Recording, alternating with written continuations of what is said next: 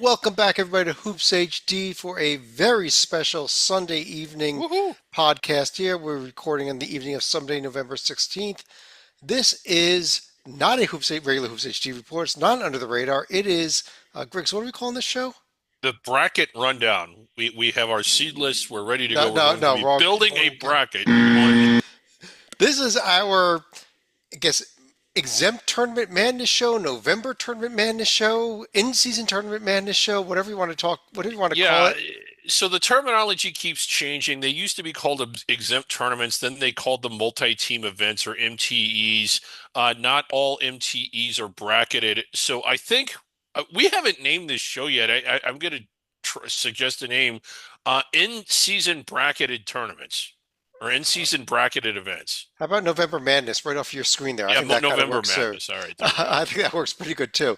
Uh, what we're going to be doing is going through all of these bracketed in-season tournaments. They're going to be begin coming up this week, going out for the next, I think, week and a half, 2 weeks here. If you want to check out all the brackets, they're right up there on the website on the in-season tournaments tab. But let me start off. I'm your host, Chad Sherwood. Got David Dorman, John Titel up here with me.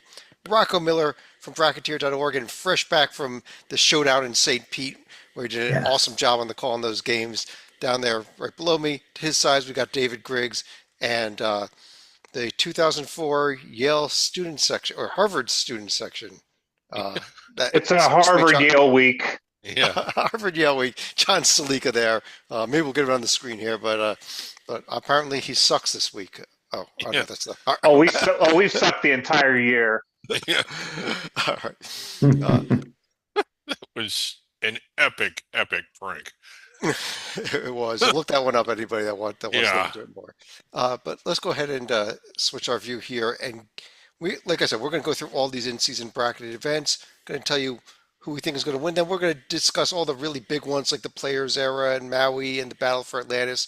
And we're also going to discuss all the small ones. Every single one that's up there, we're going to go through, and we're going to give you some cutting insight onto who's going to win these games. Right, Griggs? Yes. Yes, we are. Uh, I love these. I mean, this truly is probably one of my favorite parts of the season. I like it almost as much as championship week in the NCAA tournament. It's your first look to get it's your first chance to get a really good look at some of these teams. There's not bye games. They're played in really unique environments and atmospheres oftentimes. And my God, Chad, you're really starting off with the Alpha tournament, I think. Yeah, you'll see here a few names that you never even heard of before, or maybe just heard of last year. Things like Baller TV.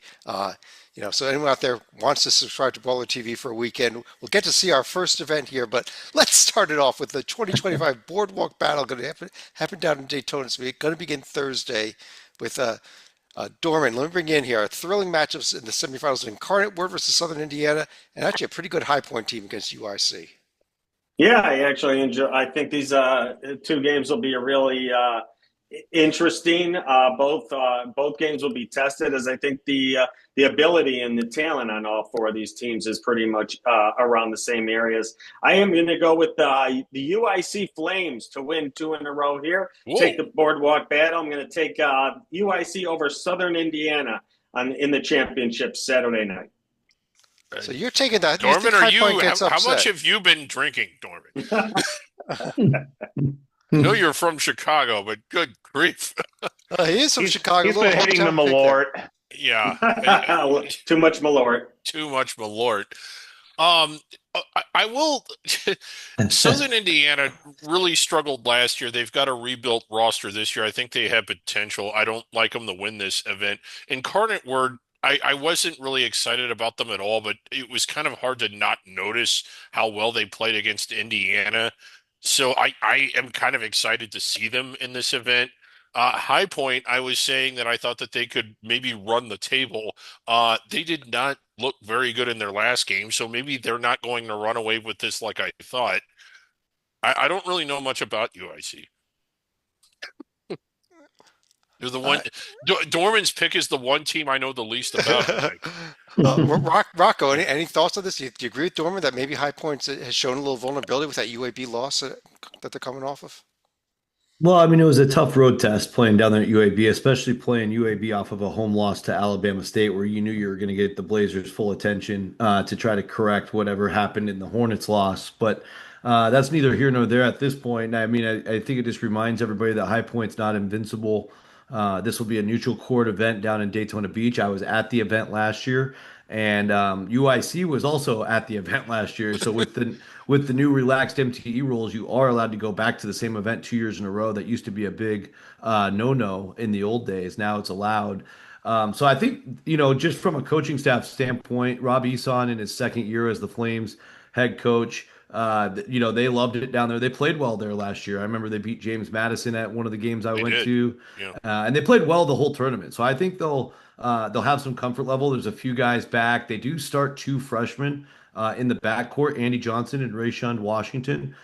So, with freshmen, big roles for two freshmen like that, you really just don't know what you're going to get. But that makes them a little bit of a wild card too, right, Chad? But I think just by the pure talent level of High Point, they have to be the pick, in my opinion.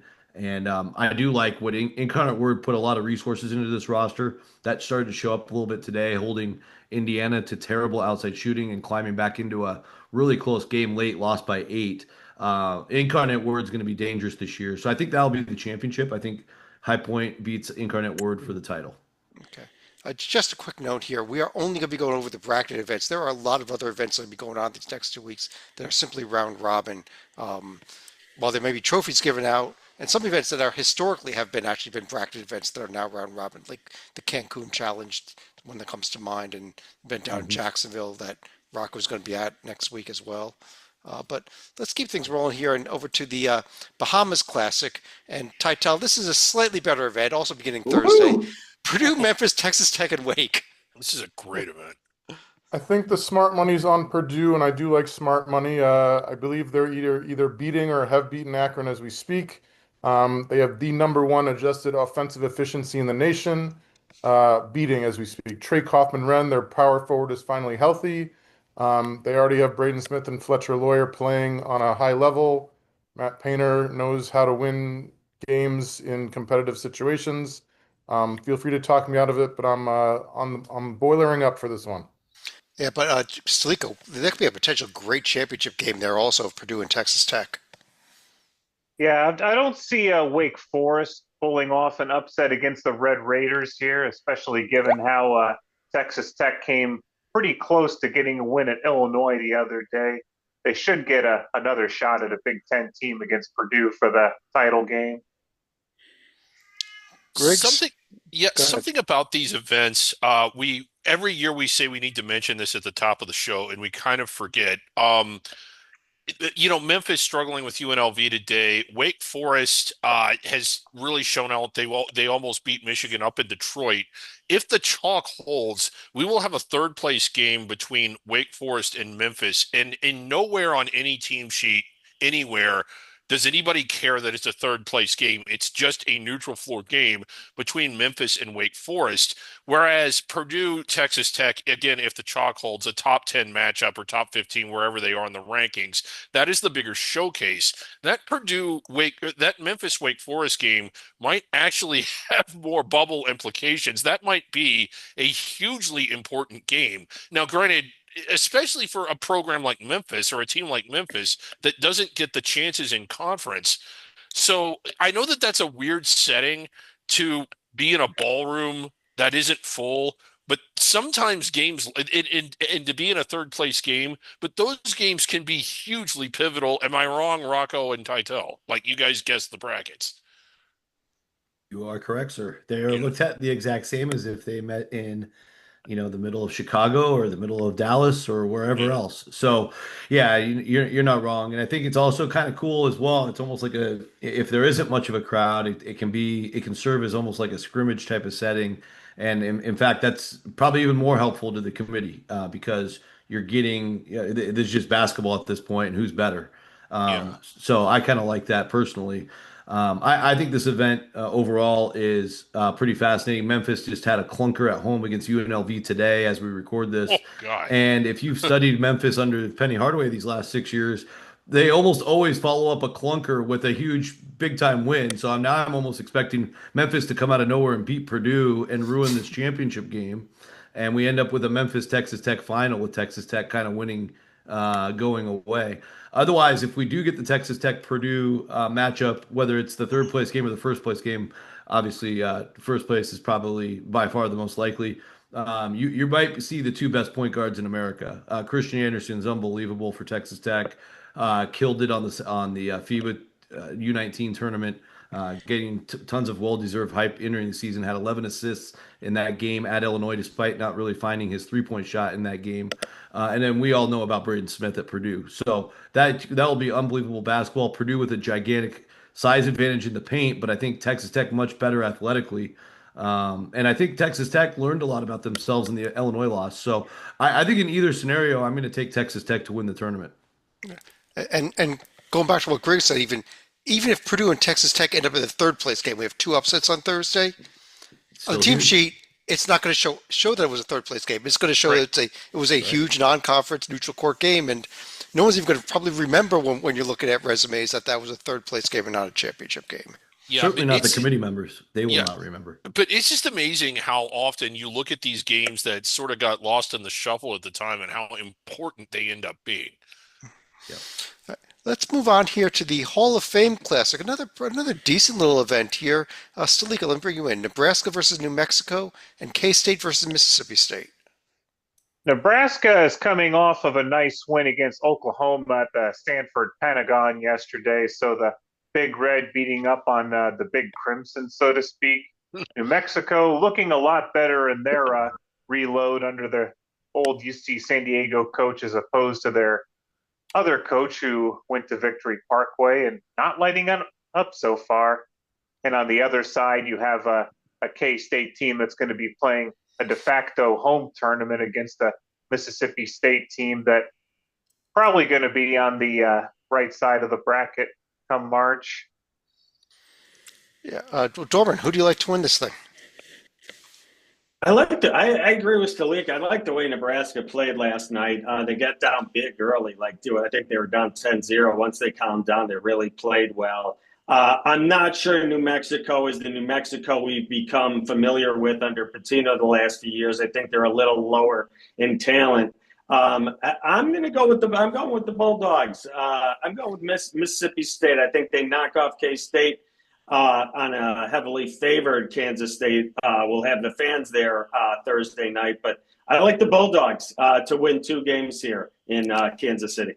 You like the Bulldogs win two games. Tytel, I like what he said about Nebraska. I think they kind of impressed me against Oklahoma. Did they maybe have a shot to actually steal this thing? Yes, but my answer for who wins is it depends as usual, because I want to see if an undefeated Michigan State team can take care of Kentucky on Tuesday at the Garden. If they do, they're my pick. If not, I'm definitely going with the Huskers. The amazing part, they're 4-0. Their opponents are destroying it from the free throw line, 84% from the line. All right, let's keep things rolling along here. What was the connection to Kentucky?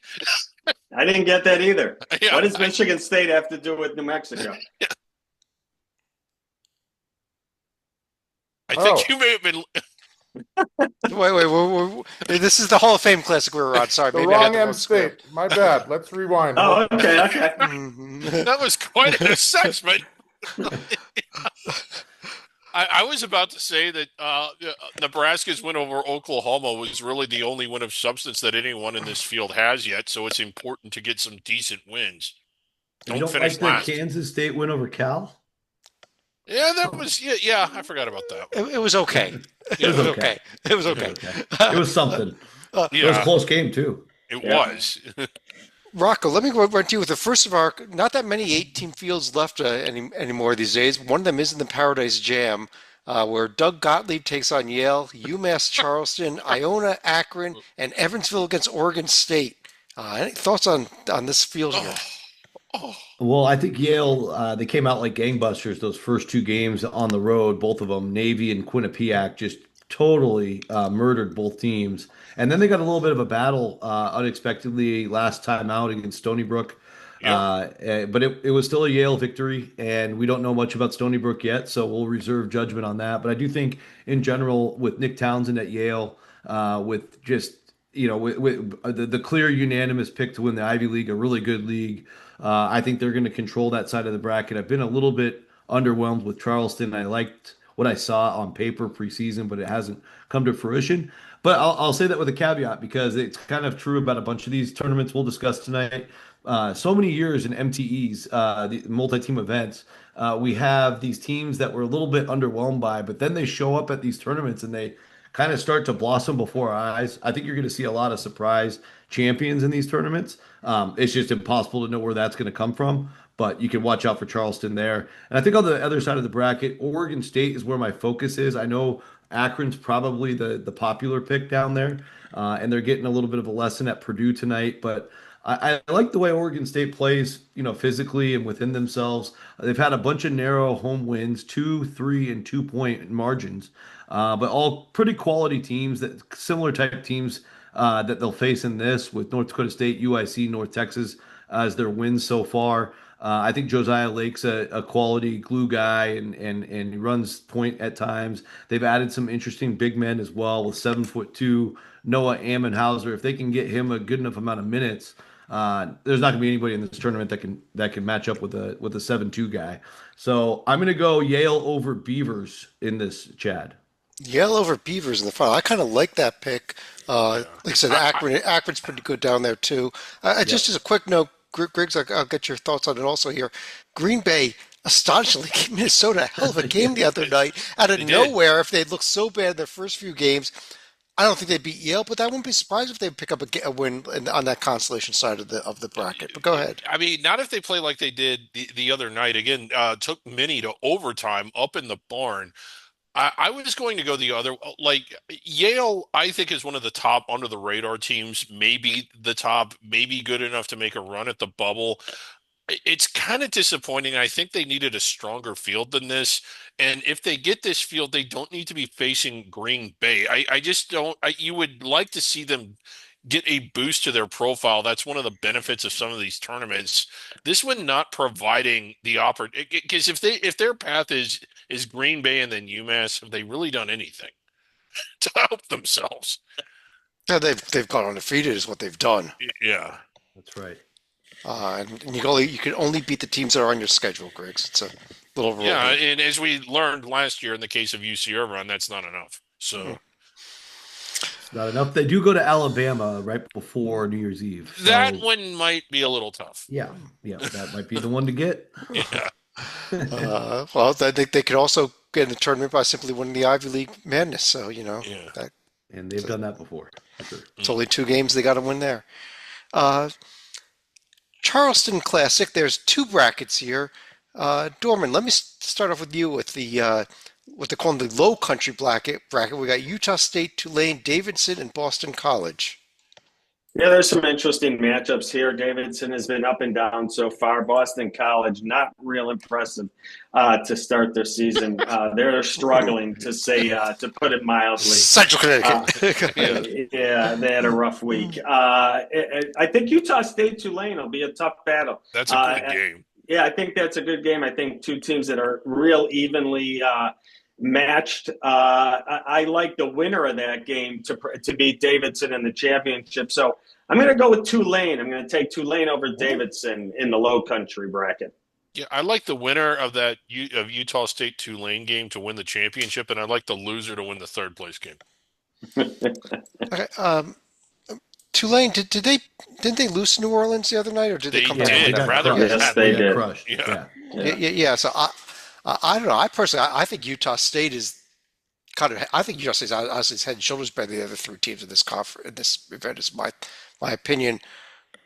Luckily, Joby's not with us, so he can't beat up on them for being a Mountain West team. But somebody in the Mountain West has got to win some games at some point this year. Yeah. I've got my point here.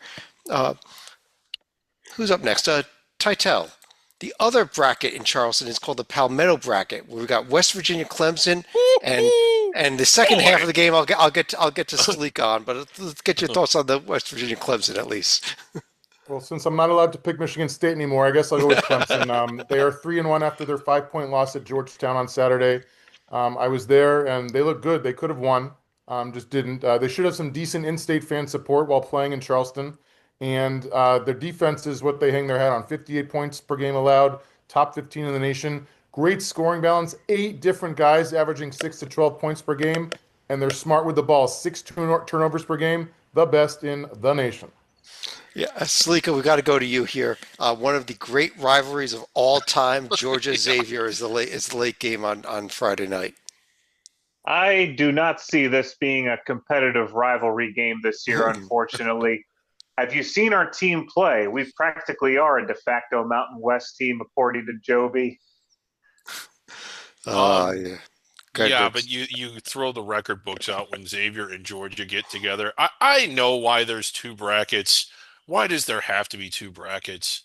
And for a And team what like Utah State to not get the chance to play somebody from this group of four if they advance deep into it, I just don't like the two brackets of four. according Agreed. as I'd also ask why Central Connecticut State is not replacing Boston College after what we saw Yeah. last week. Yeah. Fair point. Just a quick note. It was probably about 10, 12 years ago at least now. ESPN was advertising rivalry week, and one of the games I was on the schedule that week was Georgia Xavier. So that's why it's become a little Yes. inside joke here that Georgia and Xavier are a big time rivals. They're Yeah. obviously are not. No. Real quick, Dorman, who do you got winning this? Who do you have winning this one? I really like what Ross Hodge is doing here at West Virginia. I love what he did in North Texas. Again, Brad Brownell is one of my favorites too. I'm lean heavily to the coaches here. I'm taking West Virginia. I like the Mountaineers here. I like that pick. I think West Virginia Georgia would be a really good game if the two ended up meeting. Yeah. Dominic Son at Georgia is really good. Yeah. All right, let's jump over to the Pensacola Invitational. I believe this is a new event. They still have not announced any streaming or TV or anything yet. We'll keep paying attention to that as we get closer. Is this to in the weekend. arena that's hosted the Stairway to Seven Sun Belt Championship? It is the Absolutely. Pensacola Absolutely. Bay Center. Rocco, how about this? Prairie View A&M, UT Martin, Southern Miss, North Florida. Well, yeah, I mean, first of all, the backstory here is everybody in the Sun Belt is fighting for opportunities to play in the Pensacola Bay Center. So they basically created this event around Southern Miss. So they have they were the team that kind of won that battle. There's a couple other teams that might get one Southern neutral Miss site won game. that battle. They did, yeah. It's a Yeah. lot of politics down there in Hattiesburg. So, so with that being said, Southern Miss has not beat a Division One team yet. They did go to overtime with South Carolina, which was a good showing. I do think that both Buffalo and Grambling are much better so far than probably most people thought they would be. So maybe Southern Miss can still win it with this being built for them and not too far from Hattiesburg. But North Florida, yeah, not impressed with them so far. So I got Southern Miss in the finals. But the big story here is obviously Yes. UT Martin. UT Yes. Martin. Yes. The team taking the country by storm. Woo. If they could keep up and they play so many players too. They play like 11 or 12 They guys. go 11 deep, yeah. Yeah, 11 deep. So I'm not too concerned about them in a back-to-back format like this. But yeah, I mean, I think we'll probably get a pretty good game with Southern Miss and UT Martin because you got to figure the law of averages is going to catch up to Martin at some point. I just hope it lasts as long as possible. So we'll hope for a Skyhawks win, but I think we'll have a good championship game between those two. Yeah, Well, I just for those of you that don't know, they won at UNLV and at Bradley already this season. And I thought they looked pretty good in those games. Law of averages might just be that UT Martin's pretty good. There was some good shooting luck on the UNLV game, but but that's okay. If you're playing the right defense, that's part of that. Mm-hmm. The Coconut Hoops in Fort Myers, Florida, Royal Palm Division. There's actually two divisions. The other division is playing a round robin, so we're not going to discuss it. Let me go. We're not going to discuss this one for very long. Griggs, what do you think here? Troy, Toledo, Belmont, St. Francis. Belmont's a pretty good team. Toledo's Belmont's a pretty pretty good. good team. Come on. Toledo's pretty Troy's good. not Troy, bad. not a bad South. And yeah, it's a little better than what I thought at first glance. I think Belmont clobbers St. Francis. St. Francis just kind of going through the motions. A real unfortunate situation as they're beginning their transition down to D3 after this year. Troy and Toledo, a pretty evenly matched game. I kind of like Troy. I like Belmont to win this event. I kind of like what they've done so far. Yes, Talika, you agree with him? I think he's right though. Belmont. I know it's not last year, but Troy and St. Francis are actually the two teams that had made the NCAA tournaments. But I would have to take Belmont, and I might even give an edge to Toledo over Troy right here. Toledo is coming off of a somewhat decent win at Wright State. Yeah, Troy, as we record this, is losing on the road at Cal State Northridge late as well. It's a long road trip for them though. Um, Titel, there are three events going on in Orlando under the ESPN Events moniker. The first 3 days are the 8-team adventure bracket. We'll get to the other two brackets later on. But this bracket has Rhode Island, Towson, Liberty, Vermont, Temple, UC San Diego, Princeton, and Bradley. I noticed you're such a big Princeton fan. I had to give this one to you. Bill Bradley's former team against the school known as Bradley. I'm not touching that one, but I am going with Give Me Liberty or Give Me Death. Yes. 3-0 so far, a pair of top 175 wins over Charleston and FAU, each of them by 15 plus points. Amazing behind the arc, 47% is number 7 in the nation. And Brett Decker Jr. is the guy who's the star. Last year, averaged 4 points a game off the bench through just 3 games this year, scoring 23 points a game. He's made 18 of 27 behind the arc. Unstoppable. Yeah, Rocco, I like that. It's interesting. I think Vermont may be the second, maybe the third best team in this event. I do like this Bradley team a bit, but although Vermont has not played great so far this season, I think they have the talent. But your thoughts on it?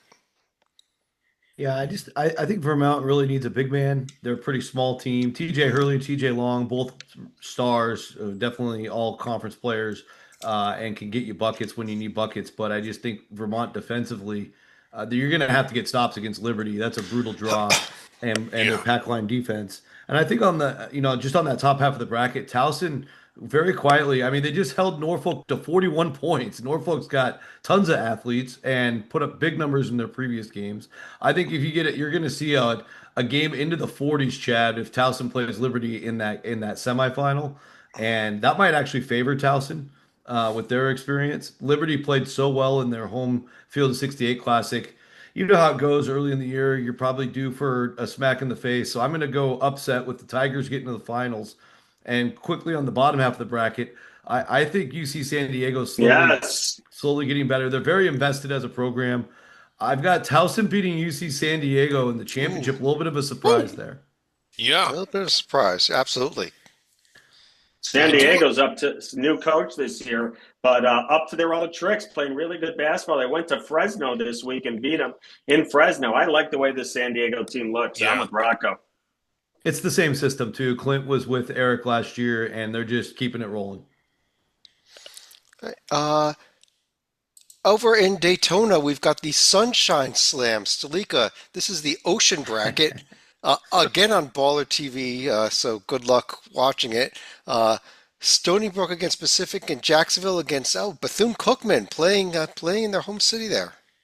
Well, Bethune-Cookman had a near miss earlier in the year against Auburn, so now at least you're going to be fighting a couple teams that are going to be closer to their weight class right here. And I think Pacific also had a close call against one of the Mountain West teams. My guess is they'll probably face off against Pacific, and maybe Bethune-Cookman will have a de facto home court advantage for these two games.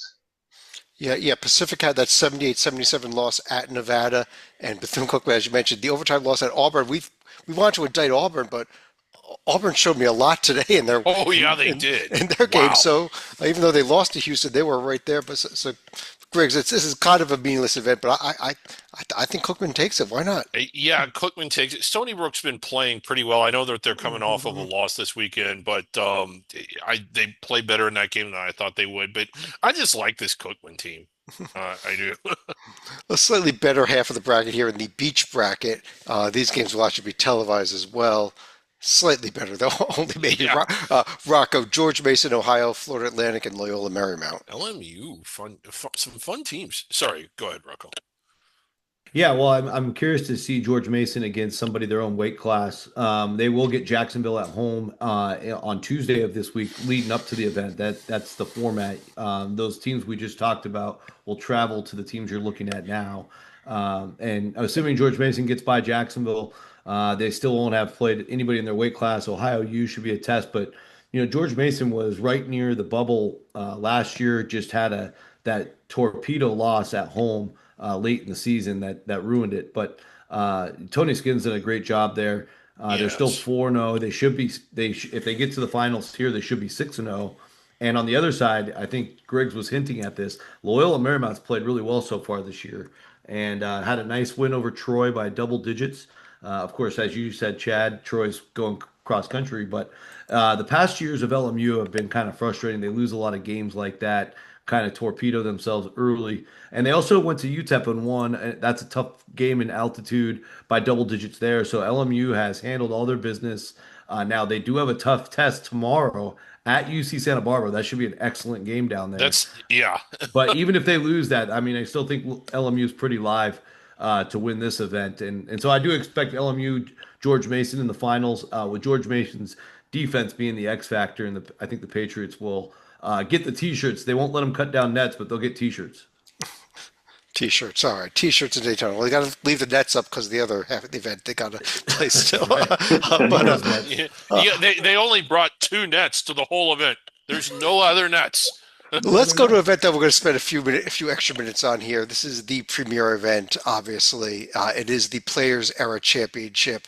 There are Going to have to well, explain we got this one. 18, Okay. 18 teams in total. Am I correct here? Yes, 18 teams. They are playing. Every team plays two games on Monday and Tuesday, preset there. Those are on the left side of the screen. Uh, they then determine standings, and there's a ton of tiebreakers that are used because obviously you're going to have a lot more than probably have more than two teams that are 2-0. Probably have 4 or 5 teams that are 2-0.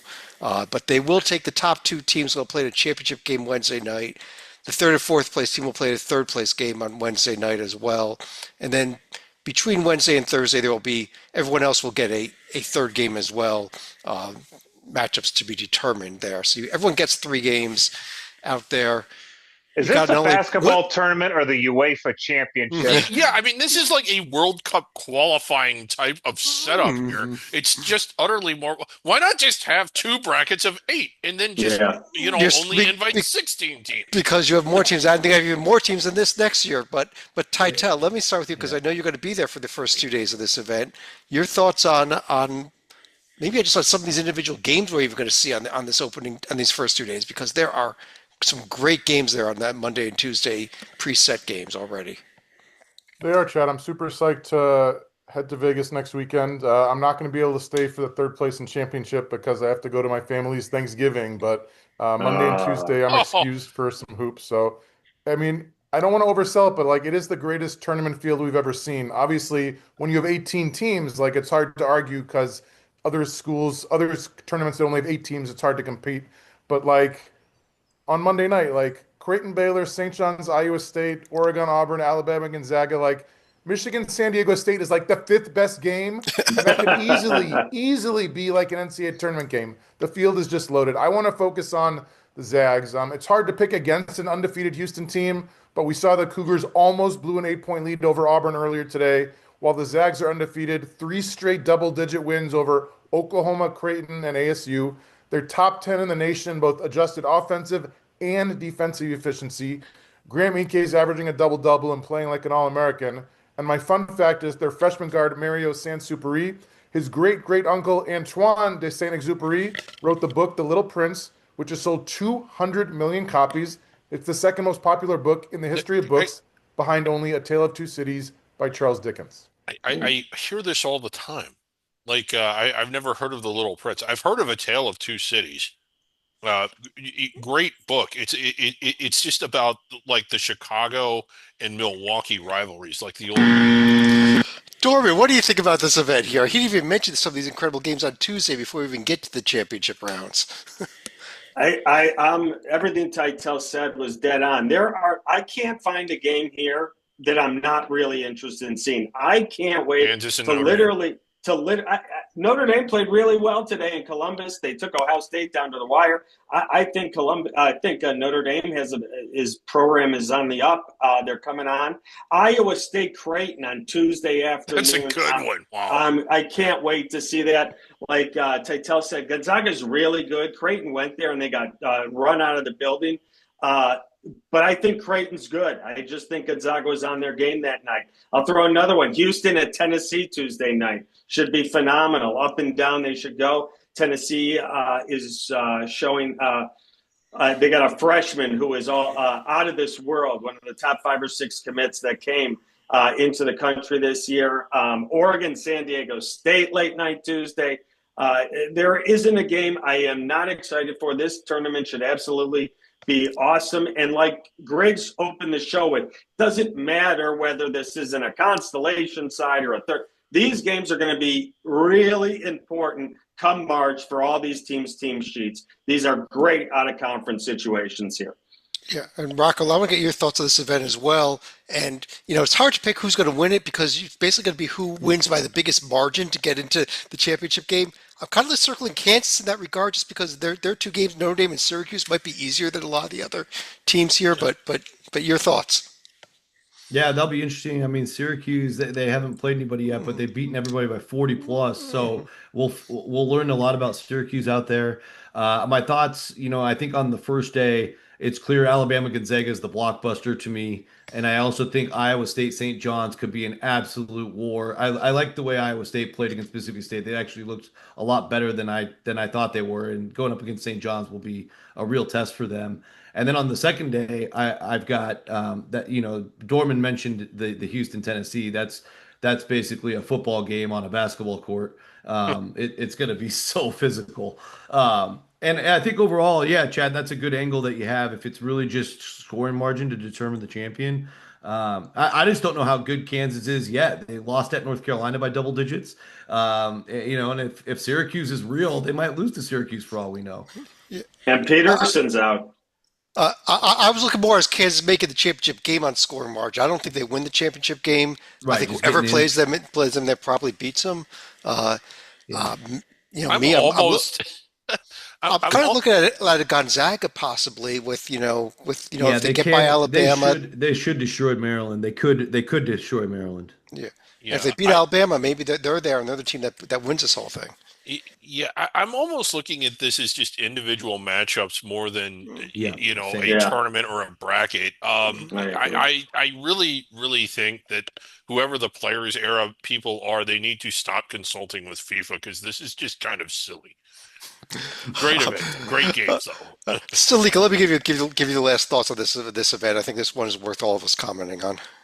I think outside of the Kansas pick that you mentioned, also have to look at teams like Houston, Alabama, and Tennessee as other possible title contenders. I suppose Gonzaga, it's hard to believe they may be in one of the consolation games, but that's just a testament as to how loaded this UEFA Champions League is going to be fielded this year. I'll put it this way. I think you're going to have multiple protected seeds in the NCAA tournament playing consolation round games in this event. Oh yeah, Of course I agree. No doubt. But let's move on to the Maui. Dorman, you made a noise, so I'm going to give you the conference. Seton Hall, NC State, USC, Boise, Washington State, Chaminade, Arizona State, Texas. Are we just going to give this event to Chaminade? Is that what we should do this year? Probably. Yes. Probably. My sigh was because I just absolutely love this tournament. I loved it for 30 years. It just brought usually one of the top 2 teams from each of our power conferences and then one of the top under the radar schools, and was one of the greatest 18 tournaments you could start Thanksgiving week off with. Now with the tournament we just discussed, they stole a tremendous amount of talent from the Maui, and it's taken a lot of glamour off this. I hope this is a 1-year fling, and next year we get Maui back to what it was, but I'm a little leery with that based on the last tournament we just spoke about. Going here, I'm going to go with a NC State. I love the way the Yeah. Wolfpack are playing early on. They are running teams out of the building. They are scoring at a super high clip. Will Wade has absolutely got this team rolling early on. And there's not much to love about that bottom of the bracket. I'm going to take Texas. NC State. Excuse me while I go Texas. vomit. Sorry. NC State over Texas in the final. Texas gets there based on athletic ability, and they're just bigger and stronger than the rest of the teams. But don't miss late Wednesday night when you're prepping all your food for the next day and you're getting everything ready. Do not miss Chaminade taking down Seton Hall for the 7th place game. Yes, yes, there you go. Just a Chad. quick note, you mentioned next year's field is actually looking a lot better as of right now. See if anybody pulls out, but I know that they've got Arizona, BYU, Ole Miss, Washington. Providence there, yeah. scheduled. So I think you might be right. Just might be a 1 year layoff here, but we got a Boise State team that lost Me to and Hawaii Tytel are Pacific. Me and Tytel are going next year. Yes. I think this Boise State USC game is sort of a game of urgency for both teams for obvious reasons. But it's just not compelling the way it normally is, to Dorman's point. Yeah. Okay, let's move on then. We lost Salika, I know. So He went to vomit. Rocco, there are Oh. about 300 events this year called Acrisure. It took me a lot of time to figure out who's playing at which event and which one's called which. Now, this is called the Acrisure Holiday Invitational. San Jose State, Tulsa, Northern Iowa, Loyola, Chicago. Yeah, Old interesting. school MVC matchup there on the bottom. Yeah. It is, yeah. Loyola Chicago's in a serious funk. I think that's probably Yes. they were the ones feeling good about this bracket before the season. Now, probably just wondering if they can beat anybody in the country. Losing by double digits at home to Mercyhurst and getting absolutely embarrassed by Colorado State at home today, with some other bad performances in between.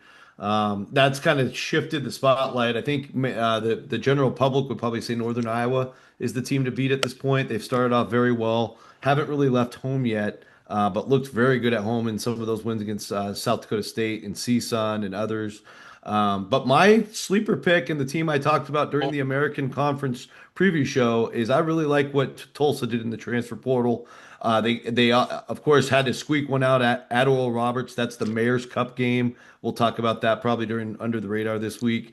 But that was a great game, and maybe Tulsa's not as good yet as they can be. But I thought they looked excellent against Rhode Island in a blowout win on the East Coast, part of the Navy tournament, the Veterans Classic there. And they do have to go to Kansas State tomorrow, but I think that they'll learn a lot from Kansas State game. They get another home game with Austin Peay before this event, and I They just think play with Kansas State. They may be able to. they may be able to. Miles Barnstable was the best shooter at St. Thomas last year, over 40%. He's 50% so far from three this year on only 12 attempts. That's a big piece, I think. I love David Green. He's played for Eric Conkle in the past, way back when he was at La Tech. And Tylen Riley's a good piece. Anyways, long story short, upset, a little bit of an upset pick here because I think if you were in the desert somewhere and able to put your money where your mouth is, these guys would not be the favorites. So I'll take Tulsa over Northern Iowa in the championship. Tulsa, Northern Iowa. Titel, next Acrisure event is the Acrisure Classic, Iowa, Ole Miss, Grand Canyon, and Utah. Not bad. Give me Ole Miss, 4-0. AJ Storrs scoring 15 a game. He's in his fourth power conference after previous stops at St. John's and Wisconsin and Kansas. And the best foreign player you haven't heard of, French point guard Ilias Camardine, averaging 16 points, 5 assists, 2 steals a game, shooting 60% from the field. Vive la France! Yeah, I would have loved to go with the Lopes in this event, but they have not looked very good so far this year. Not good at all. Neither Utah really hasn't either. I mean, this is sort of an imbalanced bracket. Iowa, Ole Miss, maybe 2 tournament teams. Grand Canyon and Utah probably going to miss the CBI. Great job bracketing this. I think we got Salika back. And Salika, I'll give you one of the premier events in any year other than this year, the Battle for Atlantis. Not an awful field, but not an Atlantis type field. Western Kentucky, Vanderbilt, VCU, South Florida, Colorado State, Vatech, and Wichita State, St. Mary's. I would say the Baha Mar is now going to be the premier event in the Bahamas right here, but it's still a good event if you're a team like VCU or Vanderbilt that's looking to potentially make noise. And on the other side, you're looking at Colorado State and St. Mary's, who probably are going to be the top four right here. I could probably see Colorado State and VCU making the championship game right here, and I would give an edge to the Rams in the title game. This is sort of a sneaky good event. It doesn't have the, I don't think has the brand names. Western Kentucky off to a pretty good start, undefeated, and needing some wins, like needing some profile building wins. This event might give them the chance to do that. We think Vanderbilt's going to be pretty good out of the SEC. VCU also needing resume building wins. Vatech, I was not big on, but they've had a couple of at least semi-notable wins. Wichita State's been playing better, although that's a very low bar to get under considering how poorly they played prior to this year. And St. Mary's is really good. Yeah, it doesn't have the star power. It doesn't have, what do you call it, the brand names, but I kind of like this tournament. Me Yeah, too. yeah, Rocco. One combined loss as of the moment with all these teams here. I just think St. Mary's has looked so impressive so far this year.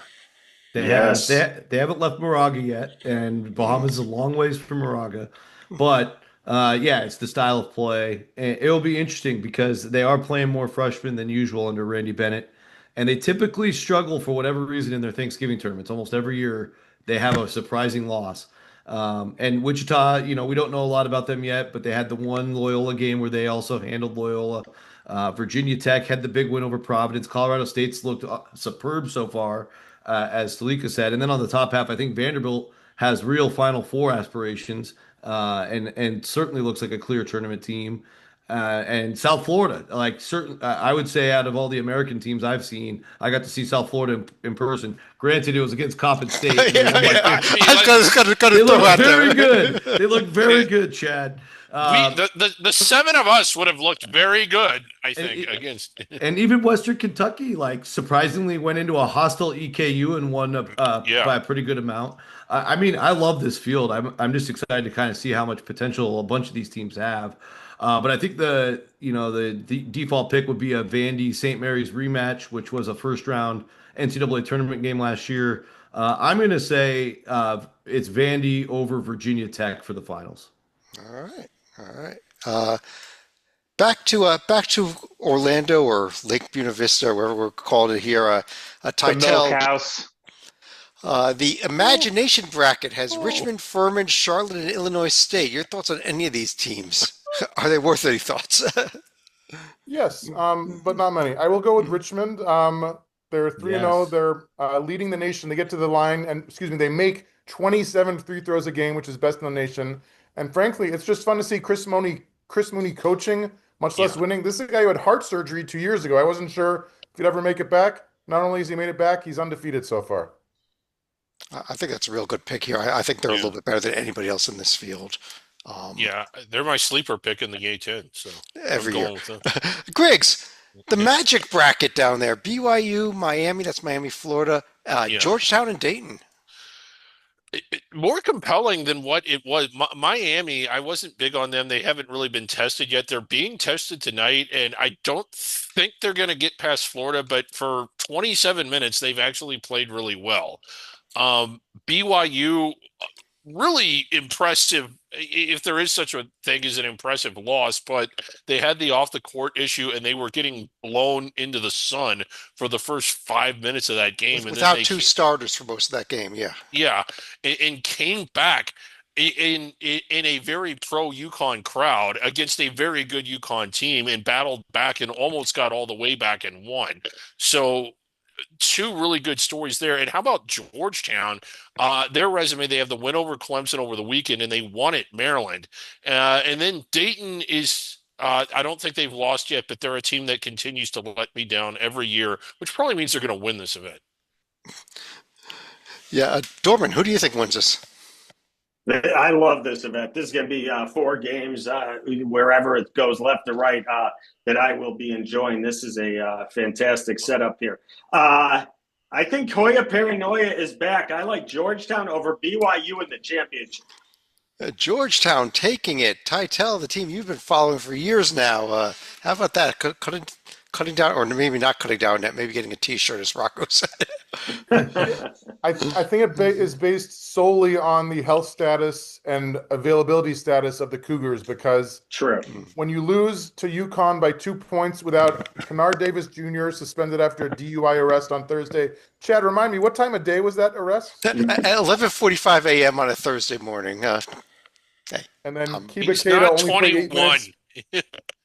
Kiba Keita only played 8 minutes Yeah. before leaving after a hard collision last night. So if you can hang with UConn without two of your starters, I believe in you. If both those guys are out, then the trendy pick is, of course, the Georgetown Hoyas. let's go RJ back Davis, to. not 21, Chad. He could have blown a .01, and that would have been enough. I'm not judging anything here. We're not taking any judgment on what may or may not have happened. Rocco, let's go back to another Acrisure event. Colorado against your San Francisco Dons and your Washington team against Nevada. Could we get a Rocco Miller special San Francisco Washington final here? Oh man, we really need that. It hasn't happened. I know. I don't think they've played each other since 1970 or 69. Wow. So never in my lifetime, that's for sure. So we need that one way or the other. I'll take it even if it's the third place game. I don't think Nevada can hang with Washington, to be fair. Washington's got weapons all over the floor. I thought they looked really good at Washington State the other night in a big rivalry game, despite, Washington, of course, being much more invested than the Cougs. Colorado's actually played pretty well. They just knocked off Providence. Of course, Colorado's a great home team. I'm a huge Barrington Hargreaves fan who came from UC Riverside. I think that makes the Buffaloes a lot stronger than their analytics preseason would have led you to believe. But San Francisco's got to find a way to get that done. I think we will see the dream final, Washington against the Dons. And I just think Washington's probably just a little too strong, and the Huskies get this tournament that they really need to get based on the rest of their schedule. They have to win this tournament to be an at-large, I think. Well, they do have the Big Ten schedule. San Francisco might need this even more, honestly, if they want to be an at-large conversation, because you're not going to get that conference schedule. Let's go, Stalika. The final of the Acrisure events is the Acrisure Invitational, St. Louis, Santa Clara, Stanford, and Minnesota.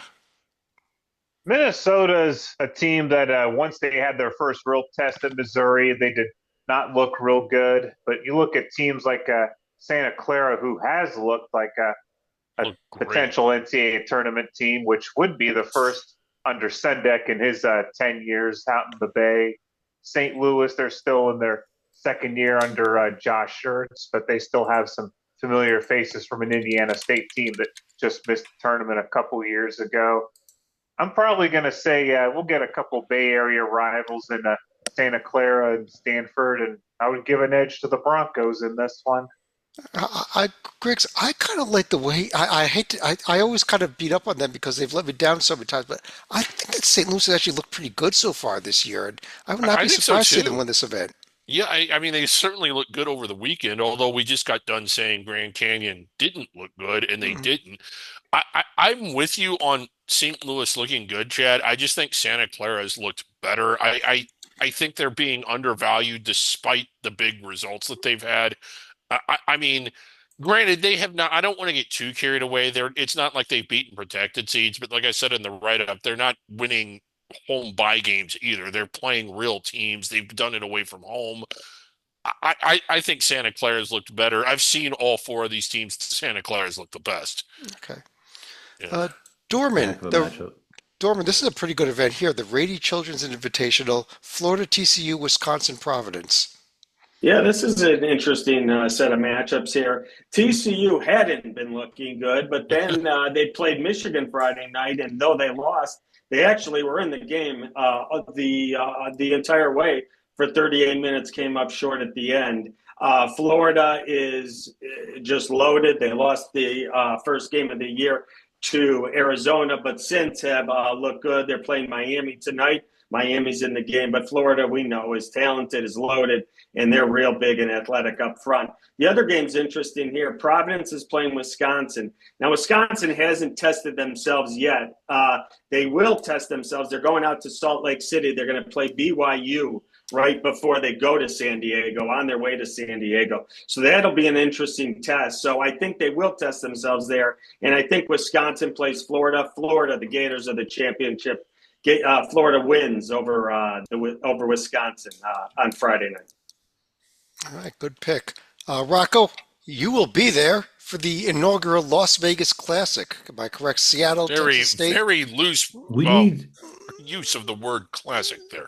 Is this correct? Well, it's actually called the Resorts World Classic. If you look at the logo closely, Resorts World Las Vegas Classic. You're correct. Yes. So Resorts World not only is the home of the tournament, but they've also agreed to be the sponsor, which is actually really helpful. It's why you see, just to give you a little inside baseball on this, it's why you see Lehigh in the bracket. Some of that money paid to get Lehigh to be part of this. We're very excited about that. UC Santa Barbara also very excited about that, as they wanted to play Lehigh first. So that will be a fun one. And then I think Seattle, Texas State will be the much more interesting, evenly matched matchup. Texas State, a good win over Texas Southern the other night. Seattle's done, besides blowing that Cal Poly game that they had a lead almost the entire game and lost on a buzzer beater, Seattle's looking to be pretty solid. So I do think we will get a UCSB versus Red Hawks championship, which would be a great for the first year. And I just think Santa Barbara with Miro Little, Aiden Mahaney, and those guys, their roster is extremely loaded. UC Santa Barbara's let us down in the past, so certainly no guarantees. But the Gauchos need to win this thing. There you go. And you'll be on the call, am I correct? Yes. I will be on the call for all 4 games. Awesome. And it's 11 a.m. West Coast time at 1:30 West Coast time. And let's all hope that Washington, Oregon football is a late night game so I can still watch the game. Rocco, you're doing it on. This is what I think should happen if that doesn't play out that way. You're doing the game on Flow Sports. I think you should be watching the football game as you're calling the basketball game. I might have to. Especially if UC Santa Barbara gets a big lead. Yeah. We're at Griggs, the Emerald Coast Classic, DePaul, Georgia Tech, Drake, LSU. Who called this a classic? The Emerald Coast people. What's classic about this at all? DePaul improved, but still really bad. Georgia Tech, I know that they came in to get Georgia unbeaten. I wasn't that big on them because they had to sweat out a couple of the bye games, but I thought they battled against. They just sweat out Maryland Eastern Shore, okay? Go ahead. Yes, and which Georgia did not have to do. So I was expecting them to get absolutely just thumped, but they showed against, and I know it's a rivalry, but like they actually played pretty hard in that game. If they play like that, they can win this event. Now, there's not anybody overly good. DePaul's not good. Drake is rebuilding. I don't know what to make of LSU. Although they did handle a pretty good New Orleans team. I think the smart pick is LSU, but Georgia Tech might actually have a pulse when they're not playing Eastern Shore. Dorman, you're going to Paul to win this, aren't you? Yeah, I'm going to go LSU. I just think they're bigger and more athletic. Yeah, I'm sorry. Was not been impressed with DePaul the last 7 to 10 days. So I'm going LSU. Yeah. Yeah, is LSU actually good? Like it's maybe the first few performances have been pretty impressive. Yeah, they might be. And it's just that nobody else on this field really is good. DePaul lost to Buffalo. Oh my God! Yeah, got drilled at home. Georgia Tech almost lost to Maryland Eastern Shore, but Tech's ceiling is Drake, a lot. Yeah, that Drake was a good showing. Drake just lost to Edwardsville. Yes. Tytel, I know you wanted this field. This is the HBCU Hoops Invitational. You say, who are all these teams? Well, Florida A&M is a Division I team. They're going to be going up against Barber Scotia College, Florida Memorial, and Tuskegee on the other side of it. Go ahead. This? So, ordinarily, the pick would be Florida A&M since they're the only school you've heard of. However, they're winless with all 3 losses by 15 plus points. So I'm going with Florida Memorial. They're 3-2 so far. They clinched the Ness Brothers Classic earlier this month with wins over Spartanburg Methodist and Pikeville, and great scoring balance. 6 different guys scoring 8 to 11 points a game for Coach Joshua Mendoza. Let's go, Florida Memorial. I got to give it credit to you. You just That's nailed good info. Florida Memorial, non-D1 school. Wow. Yeah, this is they actually tried to put this event together last year, and it never came together on the men's side. Only came together on the women's side. But it's four HBCU schools from all levels, and Florida A&M is the one. This event being down in Florida, they are obviously going to be the favorite, but who knows? I heard Griggs will be on the call for these. Yes. If they'll let me in. I actually like. Now that I'm learning a little more of this, I kind of like that they're doing this event. I like the concept of it, and I don't know anything. I do not have anywhere near Titel's knowledge of anybody else. I know who FAMU is. I think they're a little bit better this year than what they've been in the past. That's all I really know. Well, Tuskegee is the team that plays Alabama State in the every year in the football. Thanksgiving. Turkey Day Classic. Barber Scotia, I think that's haircutting school from Nova Scotia. I don't know what Scotia. I figured that would be the school that would bring Griggs as the announcer. Yes. Barber Scotia announcing Correct. team. Yeah. I think they're in Florida somewhere also, actually. But the Big Five Classic, similar to the Players Era in that it has some round robin followed by a championship round. And we've actually already seen 2 games happen. St. Joe's beat Drexel and Temple beat LaSalle in their opening game. So if Temple beats Nova, they would be in the championship game. If St. Joe's beats Penn tomorrow night, they'll be in the championship game. Stalika, let me start with you. Your thoughts on who's gonna win this thing? I would be looking highly at Temple, but unfortunately, they had a major bedwetting at home against Boston College, which is a major minus on their profile here. And Villanova, they are not going to continue to choke on this event. So I've got to think, at the very least, they make it to the championship round here. But Yeah, if I'm looking, Go ahead.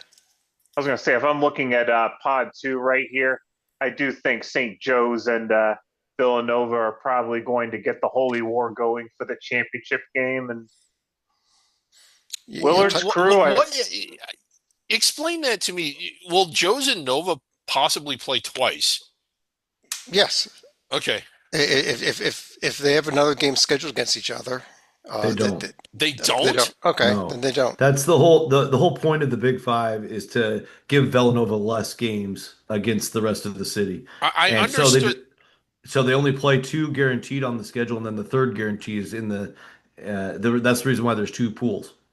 It just seemed to me that I get what you're saying, but isn't Joe's Nova the showcase Big Five rivalry? Like the most heated, the one with the most No, history. because I thought that was sometimes Temple's better. I think Temple Nova may be a little more heated at times. and they're also trying to throw Drexel a bone and get him into the City Series here.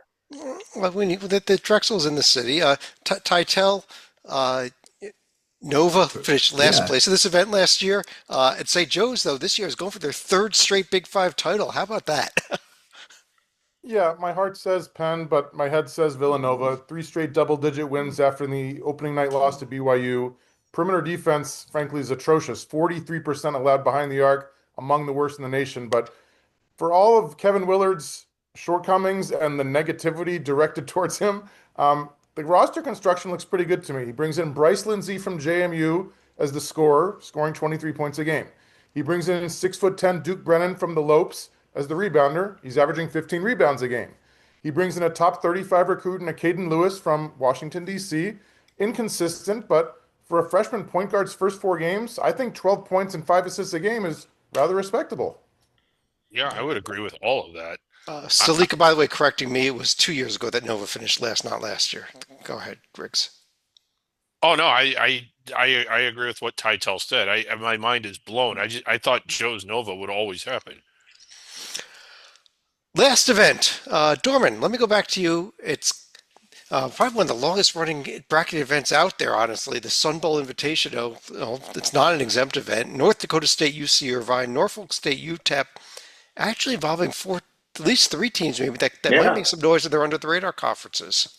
Absolutely. I think the one you're leaving out is Norfolk State, and I would tend to agree with you, Chad. No, it was I like. UTEP I was leaving out, Yeah, actually. UTEP's not going to be. They're hosting this event, but yeah. They're hosting this event. Sometimes they wake up and play well here. I'm going Norfolk State over the Hope Miners here. So I got Norfolk State, and I'm going with the Eaters to win the whole thing. UC Irvine, I think, will take care of North Dakota State, but North Dakota State is really solid again this year. That's a really good game under the radar, Irvine, North Dakota State. So don't miss that one. But I got Irvine over Norfolk State in the title. Yeah, Rocco Irvine, so hard for them to find non-conference games. At least it's a couple of decent on-the-radar teams will get in this little event here. So nice of the Sun Bowl committee to allow Irvine to come into this thing. What a group of nice guys over there in El Paso. But North Dakota State's been a little helter-skelter this year. Irvine certainly got their cold water in the face with the home loss to Cal Baptist. They look much better the last couple performances after that loss. I agree with Dorman. Irvine should get this tournament, but UTEP plays this thing every year with a lot of pride. I would imagine if it's UTEP versus Irvine for the finals, you'll see a close battle, maybe even down to the final couple minutes. But I'll go with that. You know, Norfolk's looked pretty good so far, but they still have 8 newcomers. This will be their first real trip away from Virginia. It's more of a bonding trip than a trip This that I isn't think they'll for succeed in. another 5 weeks. We want to make sure, like, it's not. Oh, it's in December. Yeah, never mind. Yeah, Okay, so scratch the last point. But yeah. I do think UTEP should be able to beat Norfolk at home. Yeah, they may have a few trips before then. They're going to be going to Wyoming and to Arizona and to Baylor before then, so they'll have a few trips to get through. Get connected. On that note, though, that's everything. That's all the You bracketed events. you missed one, Chad. Which one did I miss, Griggs? The Diamond Head Classic. Go ahead and throw the bracket up. Okay, yeah, yes, and last but not least, every Please. year the only thing that Griggs does on Christmas Day is watch the Diamond Head, and those games are. It is gone. There is no Diamond Head this year. This is the end of them. No. So we're not going to have vulgar diamond head carols from the puppet this year? Oh no. Oh, my diamond head is gone. What am I supposed to do on Christmas now? Talk to my family? I don't want to do that. You can watch replays of the Baller TV games, Griggs. Yeah, I could always do that. I want to run through each of you for any other final thoughts you have on any of these bracketed events or anything else you want to discuss. Dorman, let me start with you. When we were discussing the Players Era Championship, it is a loaded field and it is great. And I hope I can get to watch every one of the games because I think it's going to be thrilling and the showdowns are great. But I really hope it doesn't ruin all these other tournaments because I think one of the great thrills of the Thanksgiving time tournaments is seeing a lot of the strong power under the radar conferences get their chances at the power conference teams on a neutral court where they actually have a chance to win and show how good their teams are and how their coaches are so strong. So I really hope I said the Maui this year was down. We've lost years ago, the Great Alaska Shootout, the Diamond Head Classic. We were joking, but it's a great tournament. And I hope these others don't get lost and get ruined or in TV sponsors don't get in and on them in the future because everyone's looking towards the Players Era. And supposedly the Players Era is only supposed to be growing in the future. Next year, they're thinking 24, 32 teams. So I hope it doesn't take away from the greatness of the Thanksgiving tournaments all around the country. And we can still have great tournaments all over, including the Players Era. Yeah, good point there. Titel. Speaking of the Players Era, one of the 18 teams, as Dorman was mentioning, is the Notre Dame Fighting Irish. But I want to give a shout out to their women's superstar, Hannah Hidalgo, last Wednesday in the win over Akron. Not a D2 school, but Akron. One of the greatest performances we've ever seen in the history of the sport. A school record 44 points, a Division I record 16 steals and 9 rebounds, and she did it in less than 28 minutes of action. It's one thing if you're going to beat up on some College of Bible Studies or something, but to do this against a D1 team with just staggering numbers. Shout out Hannah because it's one of the greatest performances we've ever seen in the history of the sport. Oh, Titel ripping on this great CBS school there. Come on. Rocco. Yeah, last year I had the opportunity to go to Daytona Beach for, I think it was the Boardwalk Battle. Obviously, they have both the Boardwalk Battle and the two brackets of the Sunshine Slam there as well. And it's a really convenient place to play. You have this gigantic Hilton on the beach right across from the arena. You literally leave the front door of the hotel and walk straight into the Ocean Center. It's a thing of beauty, and you see it in the CBI as well, and a bunch of other events they do throughout the year and other levels of basketball. And one of the things I think maybe the general public doesn't realize is 1 mile away from the Ocean Center is Bethune-Cookman University. And Bethune-Cookman is playing in that lower level bracket, but it's a pretty interesting field with Jacksonville as their first opponent, also a very regional team. I think Bethune-Cookman, I would love to see, and again, I know it's on a Monday, so it might be completely empty, but I'd love to see some local support for the Wildcats. This team's been very interesting. Of course, going to overtime with Auburn. They played Dayton the other night to a 9 point loss. They have a bunch of former, highly recruited guys. Dr. Bradley, you never know what his status is going to be, but assuming maybe he can play too, this will be interesting because it's a chance for Bethune-Cookman to play a mile from home and beat some name brand teams if they can beat Jacksonville and then ideally play Pacific in the championship and beat a WCC team. So watch out for the Wildcats. It's the one I didn't get to touch on that I wanted to hit on. Yeah, I've heard. I believe Bradley was injured. He was in a boot, I think, a couple week ago. But hopefully he's healthy. But if you watch Bethune-Cookman uh, during the regular season, they get some great and very enthusiastic crowds there, and Yeah, they it'll be do. fun to see them make some noise this year. And I think they really can in the SWAC. Salika. Definitely. Swag's gonna be fun this year. It's a shame we don't have the Greenbrier Classic in any of the bracketed events. This is a event that's had games on, I think, PassTheBallLive.com. They've had a falling chandelier, and just the other night, the women's Greenbrier Classic had a game where a ranked Duke team in West Virginia had a little bit of a fracas at halftime.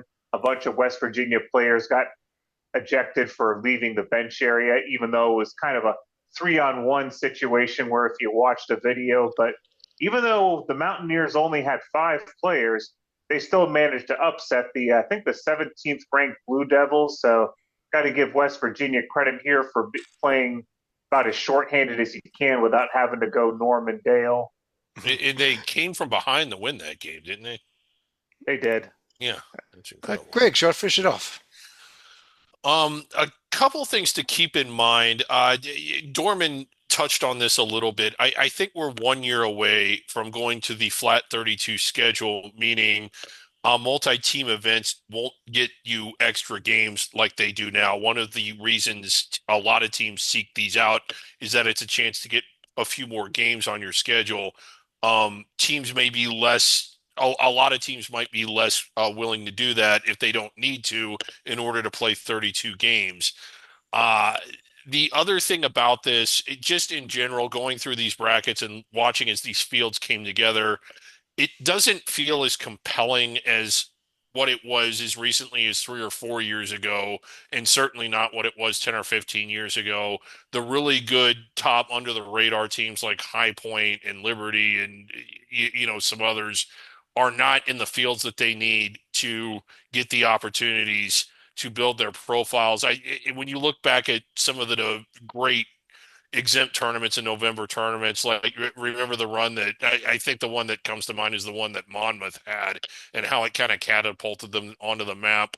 Butler really back in their Horizon League days had some really strong showings in these events. It just doesn't feel like that's there anymore. And there is no Great Alaska Shootout. There is no Charleston Classic. There's no NIT. It just doesn't feel. While a lot of these events are great, it doesn't feel like it's anything that much different than the regular season. And I used to love it. Like, where else could you see top level basketball in a ballroom with chandeliers falling down onto the court? I mean, it was just a beautiful time of year. And I feel that we're getting away from that. I don't think these tournaments are going to go away, but I do think that the bigger ones are going to be the ones with NIL incentives rather than just incentives to get extra games. And with that is going to come fewer and fewer top under the radar schools being a part of them. Well, Just there is my a opinion. Charleston Classic, but not the Myrtle Beach Invitational anymore. Yeah. The Bahamas. Yep. And Rocco, I know you're involved in helping build some of these fields. I don't know how you feel about that, but it just feels like it's not what it was even as recently as 5 years ago, these events. Yeah, I mean, I would just say that I think the attitude of a lot of the Power Five schools is they want to know who they're playing against when they come down to play these events, Yeah. and they want to show up with two scouting reports, and most of them maybe an occasional like the players era where they get a third one before they even get on the plane. So everybody else has had to kind of adapt to try to figure out a way to play against them, but it also has cornered the opportunities, like you're saying. We don't have the Monmouth scenario anymore as even as a possibility. So that's been a bummer, no doubt. And I think as we go along in the future, I guess the cool thing is with the 32, it's an extra game for everybody. You don't have to play the event, but I think the calendar doesn't change, and that's the key to remember because you still have to pack a bunch of those games into a short amount of time. In most cases, 6 weeks. And so it's actually an opportunity for some of these event companies to do more things in December. You noticed how on the show today we covered almost everything was in November. I think next year you'll start to see a lot more on every single weekend, even starting with the first week of the season. And maybe it's only 2 games per team, but I think that'll be kind of a cool way for teams to get their games in. And out here in the West, we're going to have even more opportunities because with the Pac-12 forming, there's only 8 Pac-12 teams. There's only going to be 9, I think, WCC teams, and the Mountain West is going to be an abbreviated amount as well. So I know in the Pac-12 and the WCC, for example, they'll need 16 non-conference games. So all the ideas getting thrown around for next year are creative and kind of cool because they need the games, and it is going to be still political on who plays who, but I think you can get really creative with it and create more opportunities with it. Yeah, some other moments. Ball State the year I think they beat Yep. two top 10 teams, just exploded onto the scene. I know they're not under the radar, but the year Dayton went out in the Bowie, didn't win it, but one of the more exciting college basketball games of the whole season was that double. Was it 2 or 3 overtimes against Kansas in the final? Double It was OT. just Yeah. awesome, and an unranked Dayton team. Now they weren't unranked for long, but this was a time of year where teams that were not in the spotlight, not on the radar at all, could kind of emerge in a big, big way. And I'm just seeing less and less opportunities like that. Because if you look at the players' era, none of those teams need to emerge. They've already emerged. All right. Well, on that note, we definitely ran longer than we thought we were going to, but I do want to thank everyone for joining us. We'll be back tomorrow night with our regular Hoops HD report and Under the Radar on Wednesday. But on behalf of David Dorman, John Teitel, Rocco Miller from Bracketeer.org, David Griggs, John Stalika, and the entire Harvard prep squad there, I'm Chad It's the Sherwood. Harvard Pep Squad. Yeah. I'm Chad Sherwood. Thanks Great for joining break. us. Talk Great to you again break. real soon.